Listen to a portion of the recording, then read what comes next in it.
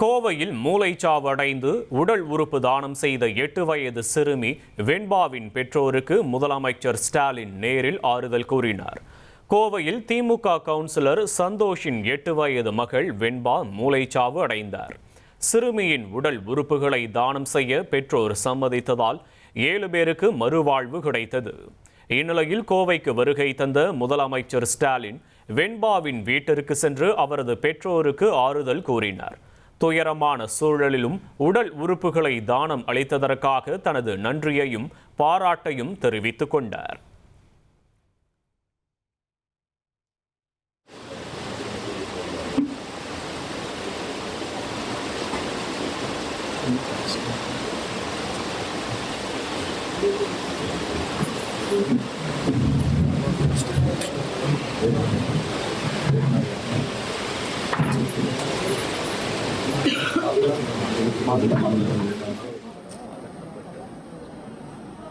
முன்னாள் முதல்வர் ஓ பன்னீர்செல்வத்தின் காரில் அதிமுக கொடி அகற்றப்பட்டதை அடுத்து திமுக கொடி பொருத்தப்பட்டுள்ளது.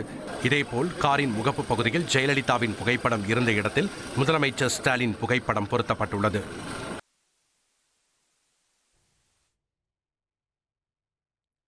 திருத்தணி முருகன் கோவிலில் நடிகர் ரஜினிகாந்தின் மகள் ஐஸ்வர்யா ரஜினிகாந்த் சாமி தரிசனம் செய்தார். மாசி பிரம்மோற்சவ பூஜையில் பங்கேற்று அவர் வழிபட்டார். கோவிலுக்கு வந்த அவருக்கு மாலை மற்றும் அபிஷேக பிரசாதங்களை கோவில் நிர்வாகத்தினர் வழங்கினர்.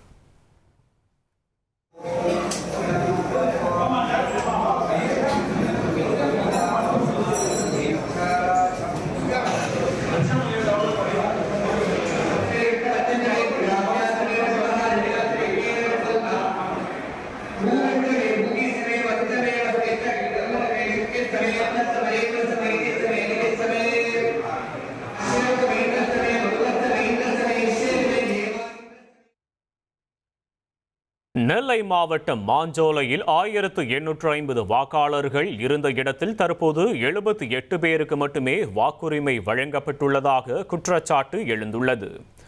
635 பேர் இன்னும் அங்கேயே வசித்து வரும் நிலையில் இறுதி பட்டியலிலிருந்து பெயர்கள் நீக்கப்பட்டதால் அதிர்ச்சியடைந்த தொழிலாளர்கள் நெல்லை மாவட்ட ஆட்சியர் அலுவலகத்தை முற்றுகையிட்டனர்.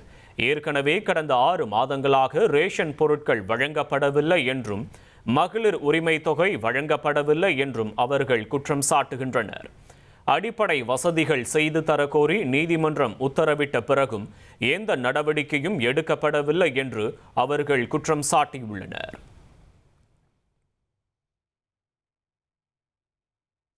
சேலம் அருகே சமுதாய கூடம் கட்டும் பணியின் போது இருதரப்பினரிடையே நடந்த மோதலால் பரபரப்பு ஏற்பட்டது.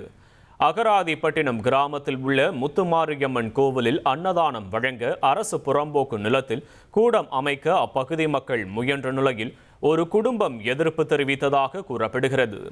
தகவலறிந்த போலீசார் மற்றும் வருவாய் அதிகாரிகள் சம்பவ இடத்திற்கு வந்து சமாதான பேச்சுவார்த்தை நடத்தினர். இருப்பினும் அதிகாரிகள் ஒருதலைபட்சமாக நடந்து கொண்டதாக குற்றம் சாட்டிய பொதுமக்கள் சாலை மறியல் போராட்டத்தில் ஈடுபட்டனர்.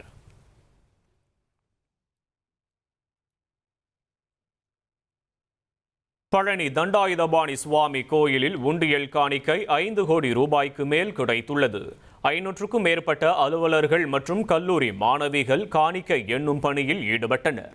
5 கோடியே 27 லட்சம் ரூபாய் ரொக்கப்பணம், 565 கிராம் தங்கம், 26 கிலோ வெள்ளி மற்றும் பல்வேறு நாடுகளின் கரன்சிகளை பக்தர்கள் காணிக்கையாக செலுத்தி உள்ளதாக தெரிவிக்கப்பட்டுள்ளது.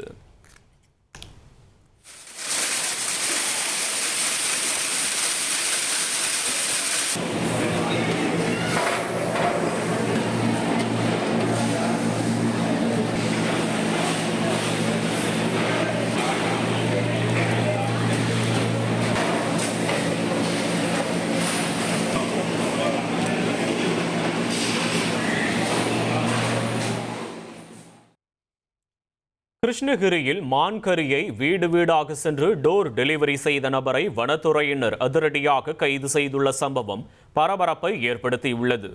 ஊத்தங்கரை அருகில் உள்ள பள்ளத்தூர் கிராமத்தைச் சேர்ந்த பெருமாள் வனப்பகுதிகளில் தொடர்ந்து வன விலங்குகளை வேட்டையாடி வருவதாக எழுந்த குற்றச்சாட்டை தொடர்ந்து போலீசார் அவரது வீட்டை சுற்றி வளைத்து சோதனை மேற்கொண்டனர்.